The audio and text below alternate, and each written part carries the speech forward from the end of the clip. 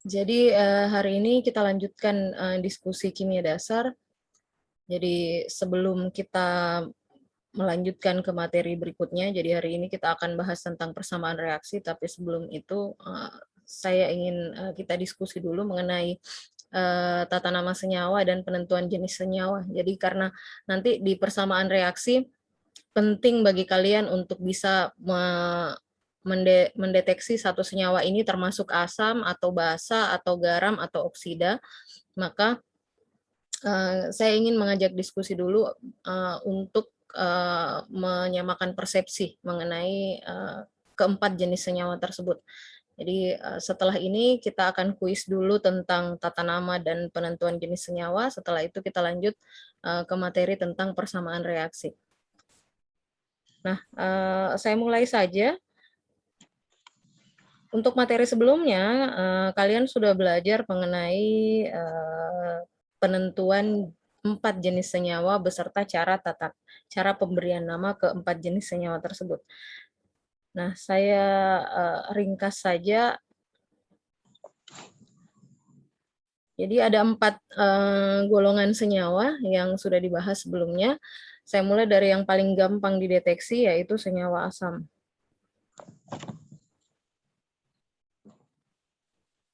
Nah, kalau kita mendapati rumus kimia suatu senyawa, mendeteksi asam ini adalah yang paling mudah. Kenapa? Karena asam itu ciri-cirinya sangat jelas. Yang namanya asam itu harus mengandung unsur hidrogen. Nah, karena unsur hidrogen yang ada pada asam itu bermuatan positif, jadi dia H+, maka saat bergabung dengan anion membentuk senyawa,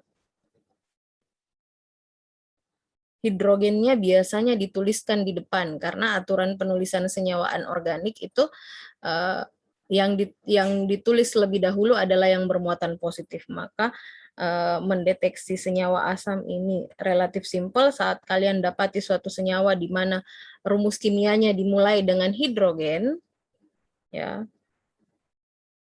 Maka sebagian besar jika kalian dapati seperti itu masuk dalam kategori asam. Contoh nih misalkan HBr, ya.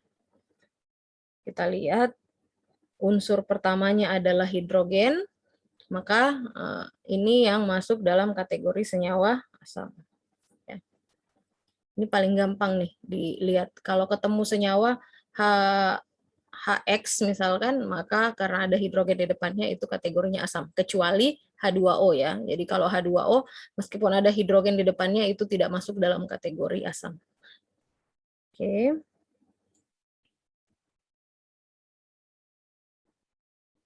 Yang kedua, ini adalah basa. Gimana cara kita mendeteksi bahwa senyawa ini merupakan basa? Ciri khas dari basa adalah adanya ion OH-. Jadi ada ion OH di dalamnya. Nah, karena OH ini bermuatan negatif, maka biasanya kalau dalam senyawa basa OH ini munculnya di belakang. Jadi XOH. Misal nih yang paling gampang KOH, ya. Jadi begitu melihat ada OH dituliskan belakangan gitu ya. Jadi ada OH dituliskan terakhir pada satu rumus kimia, maka ini adalah senyawa basa.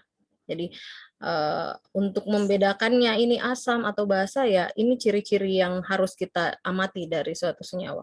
Kalau mengandung hidrogen di depan, itu kemungkinan besar adalah asam. Kalau mengandung OH di belakang, itu adalah basa. Nah, yang ketiga, ada senyawa yang kita sebut oksida. Ini kalau kalian pelajari dengan seksama materi yang sudah di-share pada pertemuan sebelumnya, itu kalian akan dapati bahwa yang namanya oksida itu gabungan antara unsur dengan oksigen, di mana oksigennya bermuatan -2. Jadi kalau ketemu senyawa,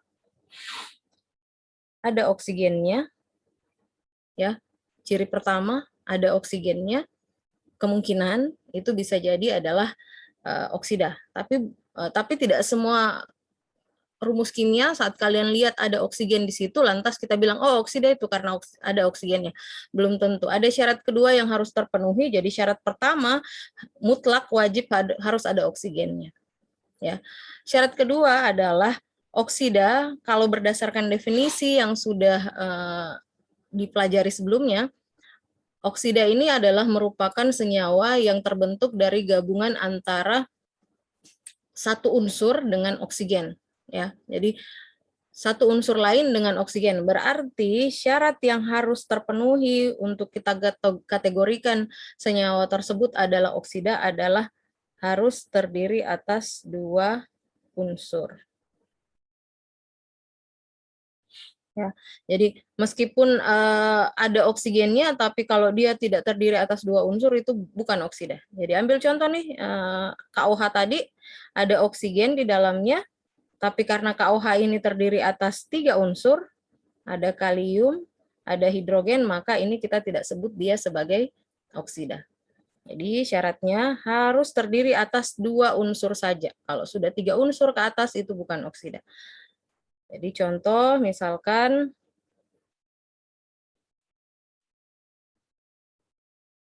K2O.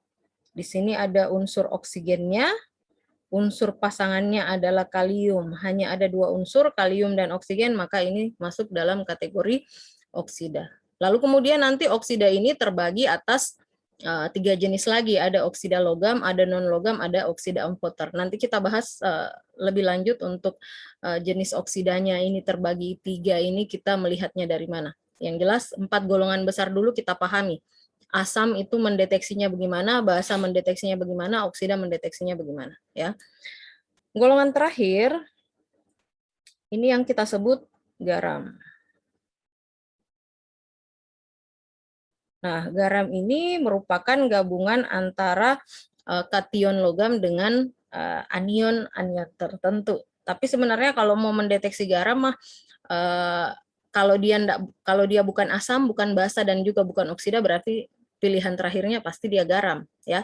Jadi kalau kalian dapati suatu rumus kimia hidrogennya enggak ada ya. Tidak ada hidrogennya, tidak ada OH-nya juga. Ada oksigennya tapi ternyata dia 3 unsur, maka dia juga bukan oksida, bukan asam, bukan basa, berarti tidak ada pilihan lain, itu masuk kategori garam. Ya, jadi kalau ciri-ciri asam tidak ada padanya, ciri-ciri basa tidak ada padanya, pun ciri-ciri oksida tidak terpenuhi, maka berarti pilihan terakhirnya senyawa tersebut adalah senyawa garam. Oke, itu cara kita membedakan yang mana asam, mana basa, mana oksida, dan mana garam. Nah, sekarang kita lanjut.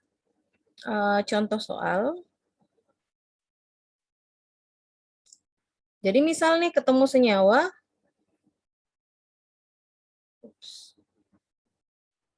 P2O5. Ya. Nah, ketemu senyawa seperti ini kita tinggal cek ada hidrogen atau tidak di senyawa ini. Ada hidrogen atau tidak kelihatan? Tidak ada. Hidrogen tidak ada berarti asam kita skip, dia bukan asam. Ada OH di belakang kelihatan? Tidak ada, berarti basa kita skip ya. Kemudian kita cek ada oksigennya atau tidak? Ada oksigen nih.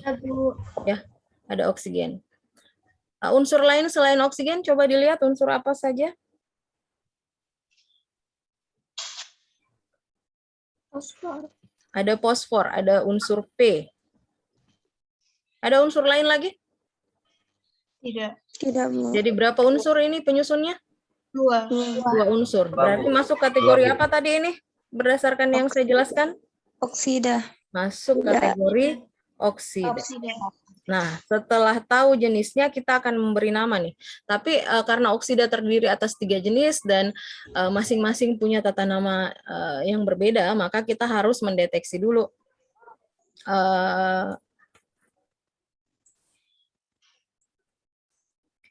jadi kita harus mendeteksi dulu si senyawa ini apakah dia masuk oksida logam, oksida non logam, atau oksida amfoter. Setelah itu baru bisa kita beri nama. Nah, gimana cara membedakan yang mana oksida logam, yang mana oksida amfoter? Tentu saja kita harus tahu yang mana unsur logam, mana unsur non logam. Nah, sebenarnya sudah saya jelaskan di video penjelasan, ada saya share satu SPU lengkap dengan batas metaloidnya, ada warnanya, yang warna kuning itu non logam, kemudian yang warna biru itu adalah logam, lalu ada yang warna hijau itu yang masuk unsur metaloid ya. Tapi saya share ulang saja, mungkin siapa tahu ada yang tidak sempat melihat SPU tersebut.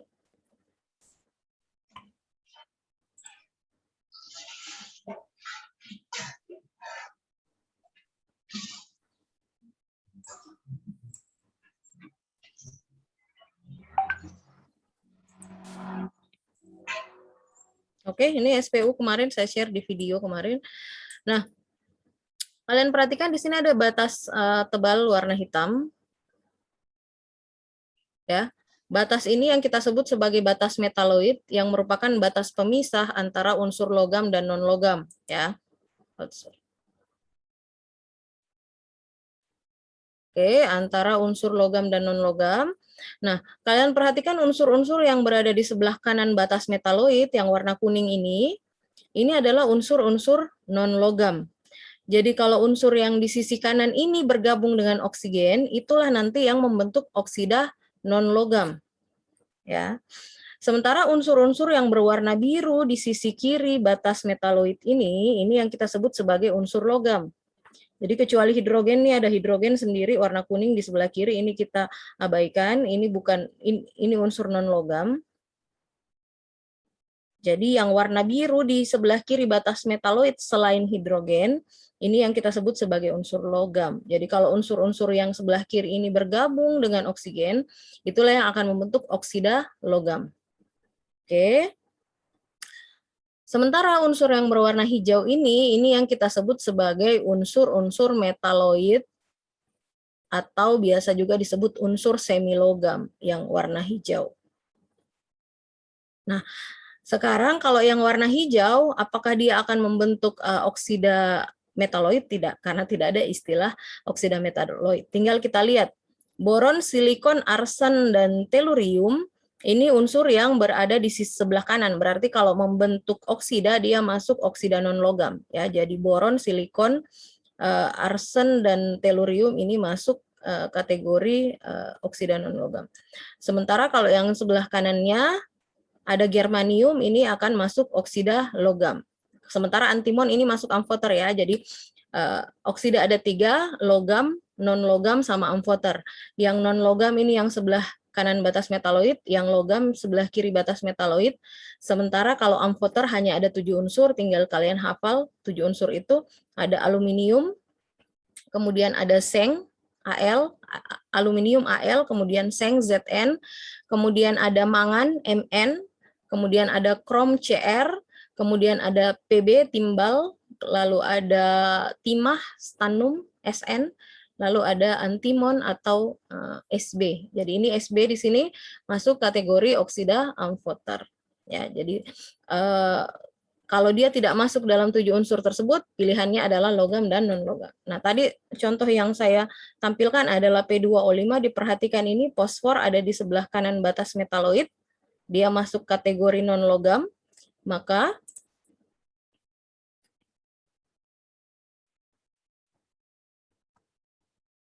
kita kembali ke soal yang tadi, P2O5, ini sudah kita simpulkan tadi, dia masuk kategori oksida, tinggal kita mau simpulkan oksidanya oksida jenis apa. Nah, berdasarkan tadi SPU yang sudah saya perlihatkan, fosfor berada di sisi kanan batas metaloid, dia masuk kategori unsur non-logam, berarti oksidanya adalah oksida non-logam. Logam. Ya.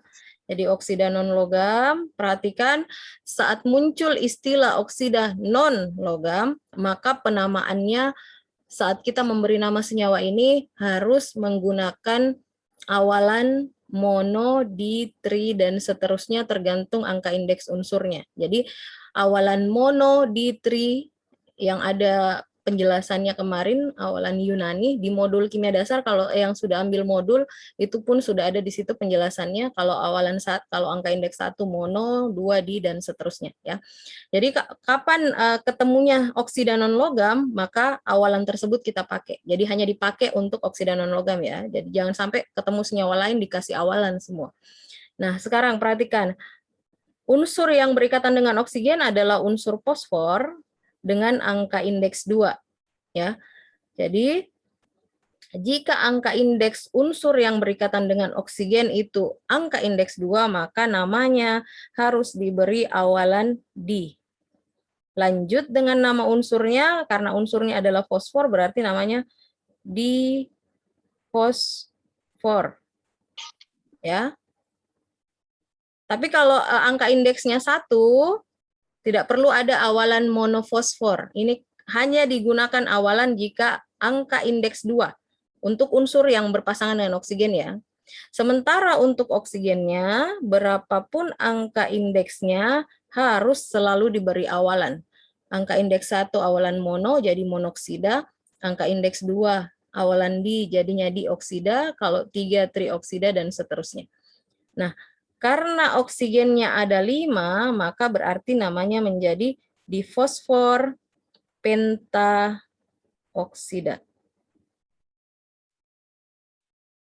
Ini harusnya berlanjut ya, cuman layarnya enggak muat jadi saya sambung di bawah. Jadi kalau kita tuliskan difosfor spasi pentaoksida ya.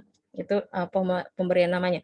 Nah, contoh lain misalkan ada senyawa NO2 ya. Terdiri atas nitrogen dan oksigen. Nitrogen angka indeksnya 1 nih. Ya. Berarti pada saat akan kita beri nama, kita enggak boleh menyebut mononitrogen. Sebut langsung saja nama unsurnya nitrogen. Monoksida. Lanjut dengan lihat berapa oksigennya. Oksigennya ada 2, berarti namanya nitrogen dioksida. Ya. Jadi untuk unsur selain oksigen dalam oksida non logam, kalau angka indeksnya 2, maka harus diberi awalan di sebelum nama unsur, di fosfor. Tapi kalau angka indeksnya 1, seperti pada NO2 ini, jangan memberi awalan mono. Langsung sebut nama unsur saja, nitrogen. Ya. Tetapi untuk oksigennya, berapapun angka indeksnya harus selalu diberi awalan yang sesuai. Angka indeks 5, awalannya penta. Angka indeks 2, awalannya dioksida. Awalannya di, ya. Oke, sampai sini jelas atau ada yang mau ditanyakan?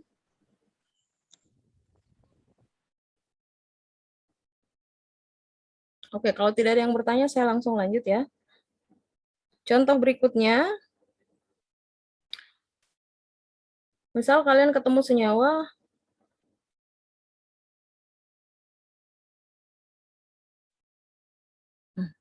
tinggal kalian cek, ada hidrogen atau tidak pada senyawa ini? Ada, Bu. Ada hidrogen di depan, berarti langsung kita kategorikan senyawa apa? Asam. Asam. Ya, jadi karena ada hidrogen, dia masuk kategori asam. Sekarang memberi namanya gimana? Untuk pemberian nama asam, ini tinggal kita sebutkan kata asam, jadi hidrogen di sini kita ganti menjadi kata asam, jadi bukan kita sebut hidrogen, kita ganti menjadi kata asam. Lalu asamnya asam apa? Tinggal lihat pasangannya SO3, tinggal Anda cek di daftar kation anion. Itu daftar kation anion kalau punya printer di print saja biar gampang setiap belajar kimia dasar kalian pegang. Atau kalau enggak punya printer ya ditulis di kertas lembar daripada bolak-balik buka di Google Classroom untuk lihat ya. Jadi tinggal cek di daftar kation anion ada ion SO3. Apa namanya di situ di daftar? Ion sulfit. Ion sulfit ya. Jadi SO3 2- ya sebenarnya tulisannya. Tetapi karena sudah bergabung dengan hidrogen, jadinya minusnya sudah tidak kelihatan. Yang jelas kalau ketemu ion SO3, itu namanya ion sulfit. Maka saat menjadi asam, kata ionnya kita coret, langsung ganti jadi asam sulfit. sulfit. Oke, jadi untuk asam, begitu kita lihat ada hidrogennya, oh ini pasti senyawa asam, tinggal kita sebut kata asam lanjut dengan nama anionnya. Nama anion tinggal cek di daftar kation anion. Ini sedikit demi sedikit kalian harus hafal ya, daftar kation anion itu biar nanti lama-kelamaan sudah terbiasa dengan nama-nama senyawa. Oke, untuk asam ada yang mau ditanyakan? Oke, tidak ada, saya lanjut. Contoh berikutnya.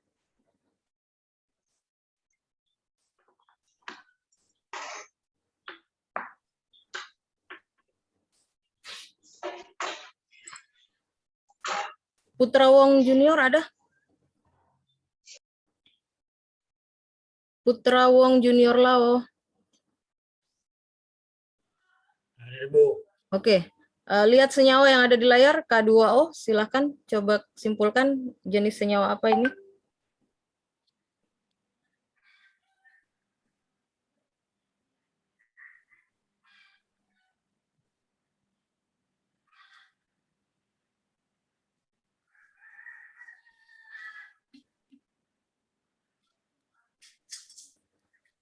Oksida, Bu. Jenis senyawa apa? Oksida. Oksida. Kenapa menganggap dia oksida, Putra?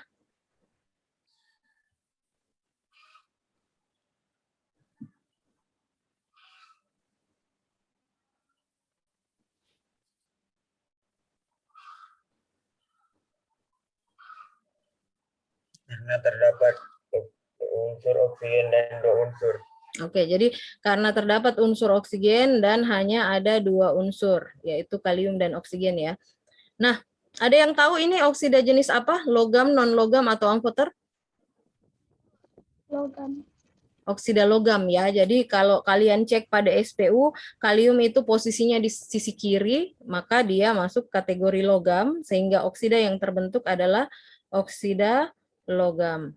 Nah, untuk oksida logam, pada saat akan kita beri nama, tinggal Anda cek di daftar kation, K itu nama ionnya apa, lanjut dengan kata oksida. Jadi K di daftar kation itu namanya adalah kalium.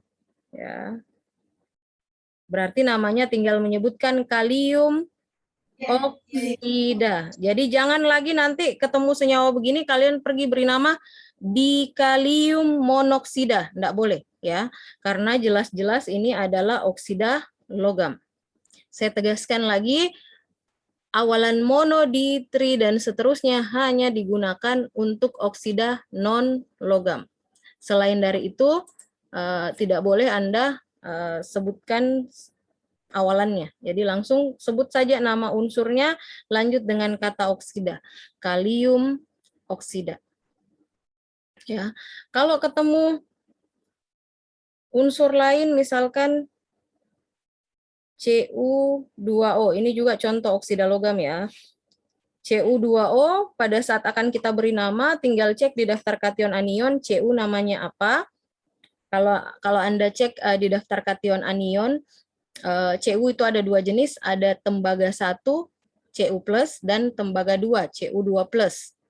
Nah, pada saat akan memberi nama hati-hati nih, jangan cuma menyebut tembaga oksida, pasti salah. Karena tembaga ada 2, ada tembaga 1, ada tembaga 2. Harus kita cek dulu, yang di dalam senyawa ini tembaga 1 atau tembaga 2, Cu+1 atau Cu+2. Caranya, Anda harus paham kembali bahwa oksigen itu adalah ion yang bermuatan -2.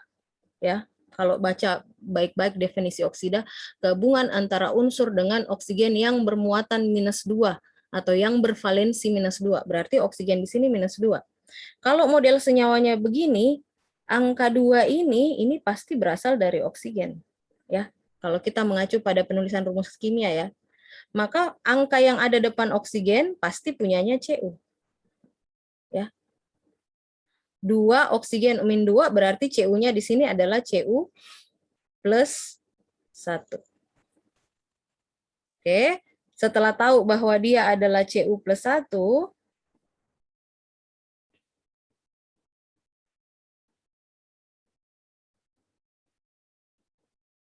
setelah tahu bahwa dia Cu+1, tinggal kita beri nama. Cu+1 namanya adalah tembaga 1. Maka namanya menjadi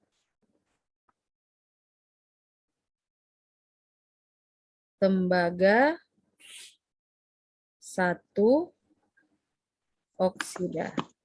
Oksida. Atau kalau mau pakai nama lainnya, tinggal cek Cu+1 itu selain tembaga 1, nama lainnya adalah kupro. Kupro. Kupro oksida. Oke, jelas ini untuk tata nama oksida logam. Kita lanjut, contoh berikutnya.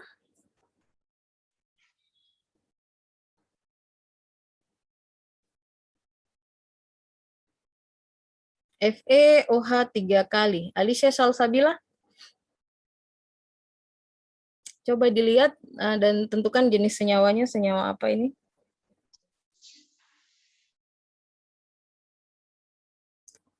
Alicia Salsabila.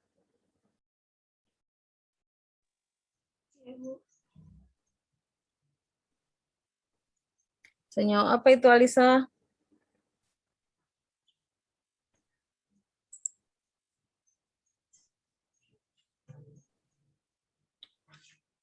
Alisa, enggak dicakar Ji, dilihat-lihat Ji. Hanya untuk tahu jenisnya, asam, basa, atau garam, atau oksida. Tinggal dilihat ciri-cirinya.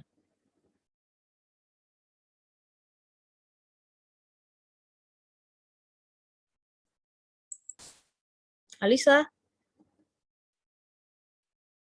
Atau ada yang tahu nih? Kelamaan. Ya. Saya, Bu. Oke. Siapa? Siti Nur Afia.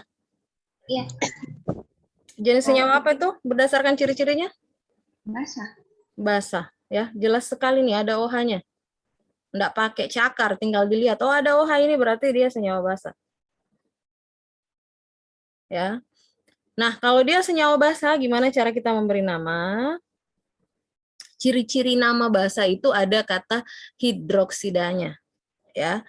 Jadi kalau tadi oksida logam dan non logam, ciri-ciri namanya itu ada kata oksida di ujungnya. Kalau asam, ciri-ciri namanya ada kata asamnya. Kalau basa, ciri-ciri namanya ada kata hidroksida. Nah, OH ini adalah ion hidroksida, maka tinggal kita pikirkan nih, Fe namanya ion apa? Fe itu ada dua, ada besi 2, Fe2+, ada besi 3, Fe3+, atau biasa disebut ion ferro dan ion feri. Nah, sekarang tinggal kita lihat berdasarkan struktur rumus kimia, karena OH ini -1, ini yang jadi angka indeks untuk Fe pasti, berarti muatannya Fe yang akan jadi angka indeks untuk OH. Berarti Fe di sini, Fe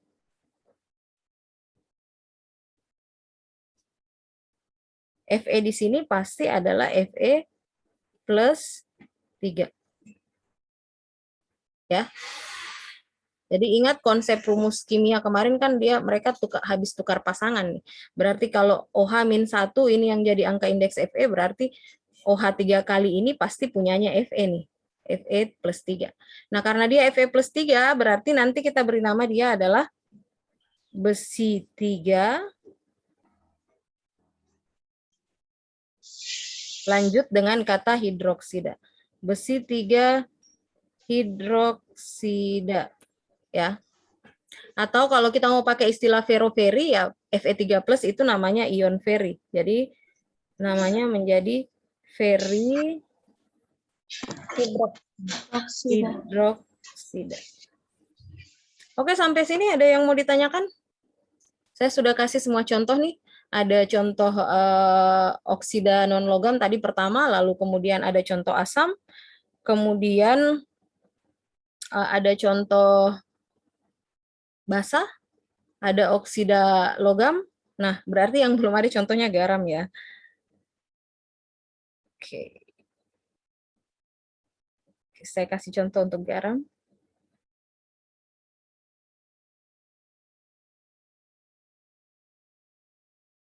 Nah, kalau Anda ketemu senyawa seperti ini, ya,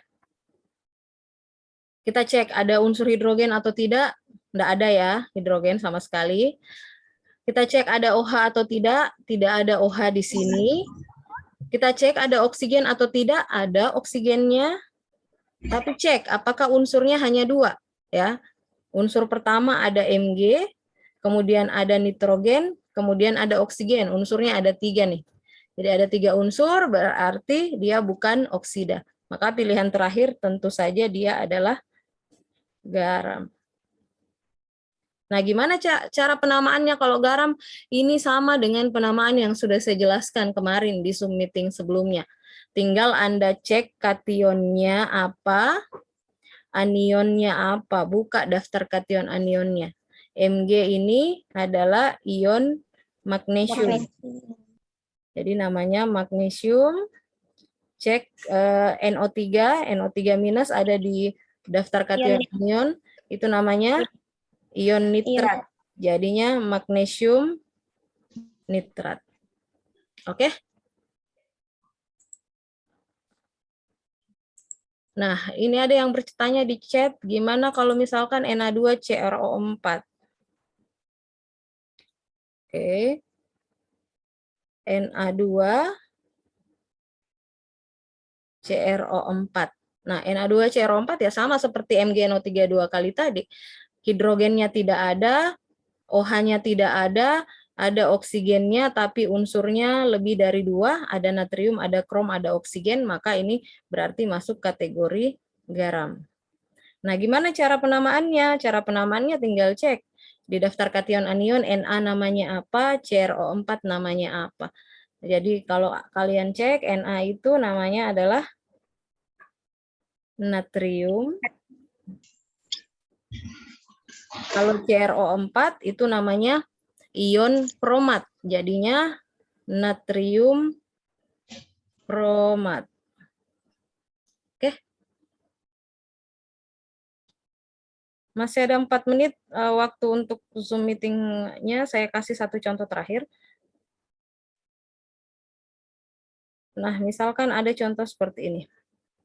MnO2. Kira-kira masuk senyawa asam, basa, oksida, atau garam ini? Oksida. Oksida. Ya. Garam. Jadi ada oksigennya, ada unsur yang lain. Jadi 2 unsur, ada oksigen, berarti dia oksida. Nah, oksidanya kira-kira logam, non-logam, atau amfoter?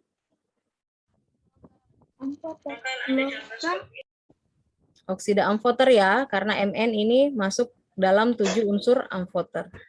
Nah, oksida amfoter tata namanya mengikuti tata nama oksida logam. Berarti tinggal lihat Mn ini namanya apa, Mn namanya mangan.